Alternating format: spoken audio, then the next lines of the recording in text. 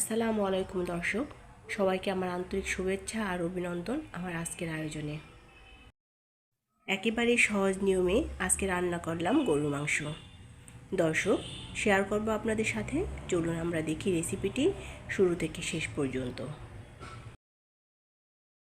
গরু মাংস রান্না করার জন্য 2 কেজি গরু মাংস নিয়েছি। মাংস কুটি ধুয়ে রেখেছি এখানে। চুলায় একটি পাত্র বসিয়ে তার মধ্যে দিয়ে দিয়েছি তেল দিলাম 4 টেবিল চামচ। দিয়ে দিলাম তেজপাতা, এলাচ, লবঙ্গ। পেঁয়াজ, আদা, রসুন পেস্ট একসাথে করে দিয়ে দিলাম আধা কাপ। 1 চা চামচ লবণ, আধা চা চামচ দিয়েছি হলুদের গুঁড়া, 2 চা চামচ লাল মরিচের গুঁড়া আর 2 চা চামচ দিয়েছি ধনিয়ার গুঁড়া।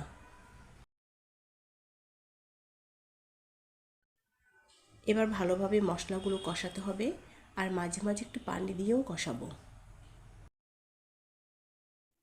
একটু সময় ধরে মশলাগুলো কষিয়েছি আর তেলটা কিন্তু উপরে উঠে এসছে। তার মানে আমার মশলা কষানো একদম পারফেক্টলি হয়ে গেছে। এবার কষানো মশলা দিয়ে দেব ধুয়ে রাখা মাংস। 5টা পেঁয়াজ কুচি দিয়ে নিচ্ছি এ পর্যায়ে, আর দেব 2টা টমেটো। কাঁচা পেঁয়াজ আর টমেটো ফালি মাংসের স্বাদ বাড়াবে, আর এ কারণেই আমি 2টা দিয়ে নিলাম। এবার নেড়েচেড়ে কষাবো একেবারেই 20 থেকে 25 মিনিট সময় নিয়ে। হালকা আঁচে মাংসগুলো কষাবো আর ঢাকনা দিয়ে ঢেকে মাঝে মধ্যে অল্প অল্প পানি মিশিয়ে মশলাগুলোকে কষিয়ে সেদ্ধ করে নিতে হবে। অল্প আঁচে 30 মিনিট ধরে রান্না করার পর মাংসটা একদমই সফট হয়ে এসছে। এবার আমি আরও একটু গরম পানি মিশিয়ে নিয়ে জাল করব আরও 15 থেকে 20 মিনিট সময় ধরে। অসম্ভব সুন্দর একটা ফ্লেভার আসছে দর্শক গরুর মাংস দিয়ে।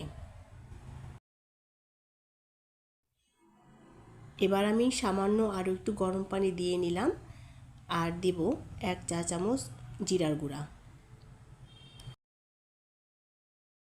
এবার ঢাকনাটা দিয়ে ঢেকে রাখবো আর আঁচটা আমি একদমই কিন্তু কমিয়ে রেখেছি।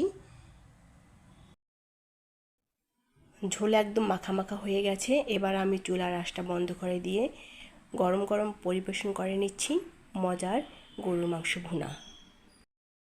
সুপ্রিয় দর্শক, আমার আজকের রেসিপিটি যদি আপনাদের ভালো লেগে থাকে, আপনাদের সকলের কাছে আমার অনুরোধ থাকবে লাইক দিয়ে আমার চ্যানেলের সাথেই থাকার।